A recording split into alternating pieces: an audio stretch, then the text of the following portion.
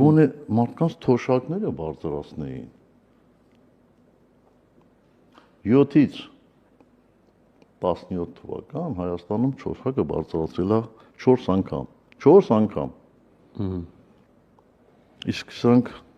քանի 20% են ասում 25% են ասում Այս իրանց տարիների ընթացքում հա Հա դա որպես մեծ ձեռքբերում են ներկայացնում Դրա համար Հայաստանում աղքատությունը ավելացել է մեր ժամանակի հետ համեմատած Մեր ժամանակ ծայրահեղ աղքատությունը գրեթե